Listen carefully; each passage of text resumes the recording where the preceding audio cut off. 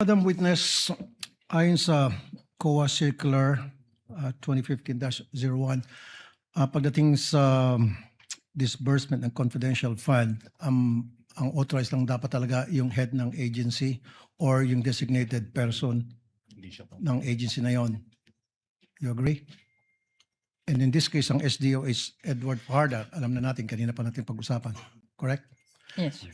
Now, anong mga dokumentong sinumite sa Land Bank, DepEd Land Bank para magpapatunay na in fact talagang si Edward Fajarda ang designated SDO? Wala po. Wala? Wala po. Ano ibig sabihin wala? So, walang dokumentong isinumite na dinedesignate si Fajarda ng head ng agency na yan para sabihin ito ang SDO. Ito yung maging katransaksyon nyo? Wala? Wala po. Laway lang? Nagpunta po dun si Mr. Fajarda na siya yung payee at nag-present po siya ng identification. Of course, pero dapat meron siyang dokumento pinipresent na siya ang dinedesignate ng head ng agency na yon bilang SDO, right? Wala po silang na-present Wala. sa amin. And then you honor it? Face value? Nagpakita lang siya ng dokumento, ako si Fajarda at ako yung designated SDO, just like that. And you said, okay. Yes, sir. Wow. No. Under the COA circular, it should only be the head of that agency who happens to be the BP. Or kung ayaw ni BP, magde-designate siya ng tao na maging SDO niya at meron siyang dokumento pipirman para ini-endorse niyang SDO na yon. Who happens to be Fajarda. And you said wala. So sinabi ni Fajarda, hello, ako si Fajarda, akong designated na SDO ng DepEd, and agad-agad pininiwalaan niyo. During the first encashment, na-mention po ni Ma'am Sonia na mag-e-encash si Mr. Fajarda. Pero parang hindi naman niya na-mention na SDO. No ma'am, ang ibig sabihin dapat someone should have endorsed Fajarda as the SDO for the DepEd. Sabi mo wala. So pumunta lang si Fajarda doon, presenta yung sarili niya, sinabi niya akong SDO ng DepEd, and then sabi niya, okay, sige. Yes. So hindi kayo sumunod doon sa patakaran ng COA circular? Wala pong na-present sa amin, sir. Wala. Okay, so paano niyo malaman kung si Fajarda talagang authorized na mag-withdraw o makipag-transact ng limpak-limpak na salapi sa Land Bank DepEd? As payee of the check, in-honor na po namin yun. As pay of the check. So sino ang tumatawag sa inyo para sabihin na si Fajarda pupunta dyan at mag-withdraw ng such and such amount of money day before or 2 days before? Si Miss Sonia De Leon po. Sino po si Sonia De Leon? Siya po ang head ng cash division ng DepEd. Okay, siya yung kilala niyong head cash division ng DepEd. Pero you know what, nagtataka pa rin ako na wala kayong hawak na dokumento na nagsasabing si Fajarda ang designated SDO coming from the head of that agency na pirmado. Wala. Wala, sir. Thank you, Madam. Your Honor. Thank you, Senator Judge Rafi. Actually, the chair would like to make a brief interjection. The payee of the check is Fajarda. Correct, ma'am? Yes, sir. So kung kanino nakapangalan yung check, doon yung ibibigay. Yes. Yung cash o Yes, kapalit Your yung check. Kung SDO man siya o hindi. Pero ayon sa COA Circular, SDO lamang ang pwedeng pangalanan ng mga ganyan check. Hindi niyo na po alam yung bagay na yan. Nag-ano lang po kami sa paging ng check, sir. Kung kaninong pangalan yung nakalagay doon, yun po ang sinusunod lang niya. Yes, Representative Chua. Yes, Your Honor. Thank you, Your Honor. Your Honor, the witness has no knowledge as to the designation of Mr. Fajarda and as to the purpose of the fund, Your Honor. As to being SDO, yes. I believe As, you will be presenting SDO. another witness for that. Yes, we are going to present another witness for that, Your Honor. Thank you, Your Honor. Duly noted. Senator Judge Aquino is recognized. You may proceed, sir, when you're ready. You have 2 minutes. Yes, before my line of questioning, gusto ko lang pong klaruhin rin po, ma'am. Alam niyo po ba na para sa confidential funds yung pondong yan? Hindi rin po, di ba? And you're not required to ask. Yes. Hindi rin kayo nagtatanong talaga. Yes. Okay. Pinag-uusapan ho kasi yung covered, suspicious, pati yung salitang unusual. Sa inyo pong pagkakaalam bilang isang bank manager, Ano po bang pinagkaiba ng covered transaction, suspicious transaction?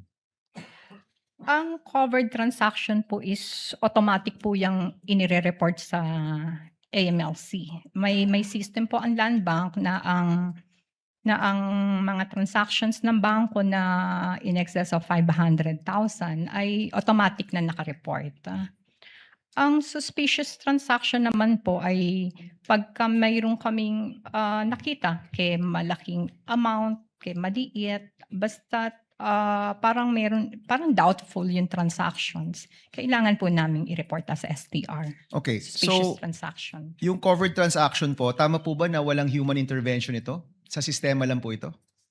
The STR? Sa covered transactions, may wala human po. intervention po ba ito? Wala pong human intervention. System po yan. Ano po ito? Papasok o palabas o encashment o basta kahit anong above 500,000? Yes, sir. Kahit na ano po above, in excess of 500, naka-report po siya. Okay, so we can safely assume that this transaction was covered.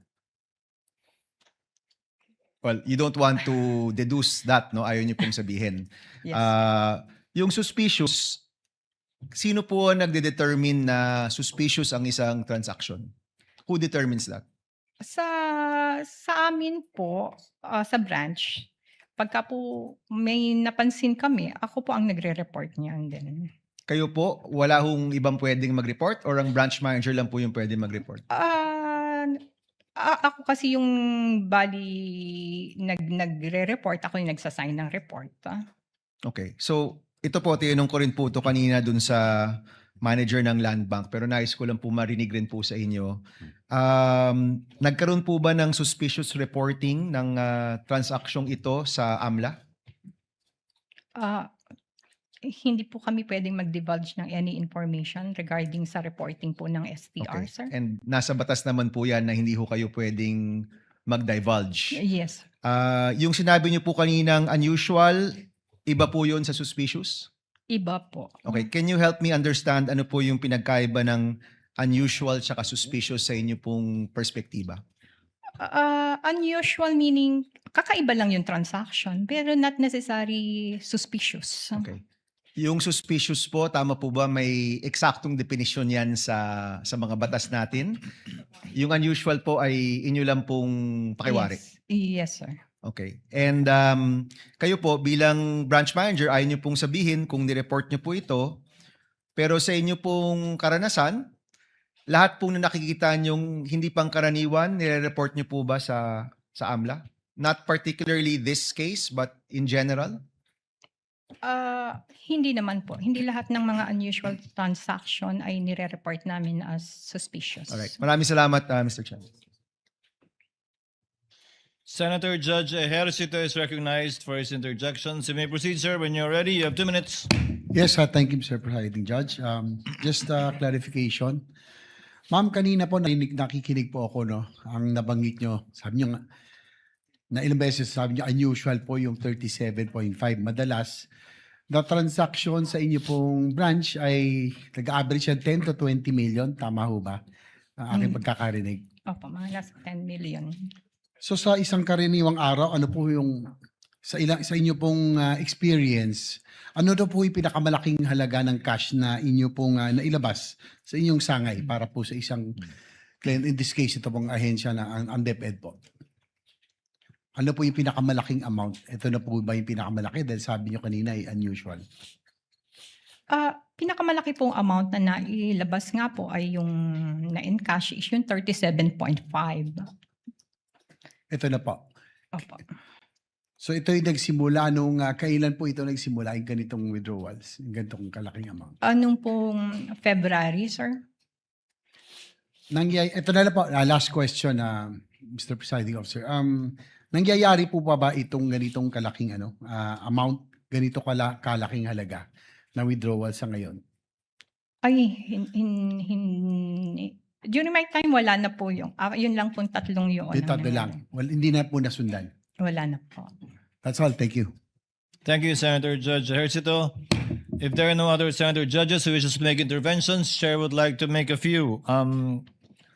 Ms. Camposano, ma'am, tama po bang translation ito? Unusual sa Tagalog, kakaiba. Yes, Your Honor. Suspicious, tama po ba, kaduda-duda? Yes, Your Honor. Sang-ayon sa AMLAC, yung kaduda-duda dapat i-report, pero yung kakaiba, hindi kailangan i-report. Yes, Your Honor. Tama po. Sabi niyo po kasi kanina, yung unusual hindi kailangan i-report, pero yung suspicious, kailangan i-report. Sang-ayon sa batas. Hindi ko po sinasabing suspicious to. Sinasabi ko lang, yun yung sinasabi ng batas.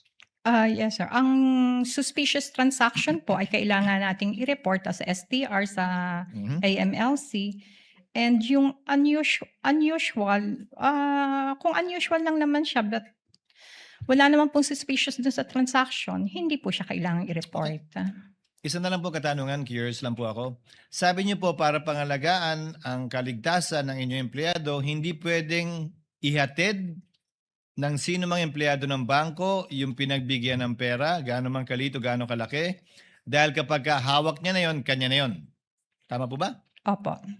Ibig sabihin po ba nun, pag na-withdraw na yung pera at hawak nun ng depositor yung pera, pag may nang hold up ng bangko, matapos niyang mahawakan yung pera, siya na ho yung mawawalan, di na kayo.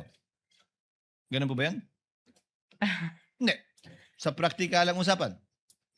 Gayun din, paglabas niya ng bangko nyo, na hold up siya doon, hawak niya na eh. Wala na kayong pakialam, di ba? Kaya kayo may polisiya yung gano'n na bawal magatid. Dahil nga, pag hawak na niya, kanya na yon. Opo. Kanya na yon, pananagutan niya na yon, wala na kayong pakialam. Ano man ang mangyari doon? Yes, Your Honor. Mawala man yon, nakawin man yon, hold upin man yon, labas na kayo doon. Yes, Your Honor. That would be all. Ms. Campuzano, are there any other interjections or interventions by any of the senator judges? One quick question. The Senate President is recognized. One quick question, Mr. Presiding Officer. Ms. Camposano, nasabi niyo kanina unusual. Pero may nasabi rin kayo kanina in your past experience na may government organization na naglabas ng pera ganang kalaki rin. Bakit unusual po sa DepEd pero hindi unusual dun sa government organization na yun? Usually kasi yung mga ibang agencies po para normal na from na naglalabas sila ng ganoon.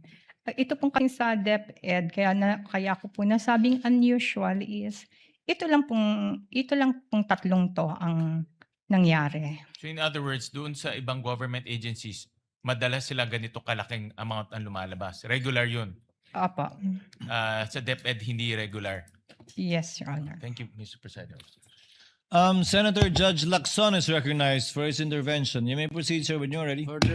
Thank you, Mr. Presiding Officer.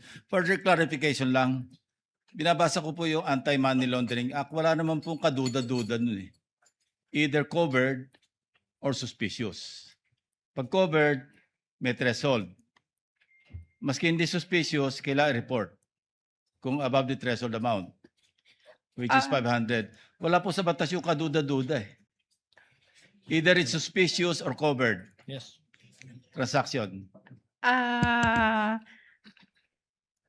Ang ano kasi yon, sir, pagka ang covered transaction, automatic pong naka-report siya Yes. as covered transaction Above the threshold. in excess of 500,000. Sa suspicious transaction po, parang nagkaroon po tayo ng doubt, di ba? And then inimbestigahan po natin at yung pong sa investigasyon natin ay hindi siya pumasa. Pero- Suspicious pa Sige rin po. po siya. So that's when kami magre-report as suspicious transaction.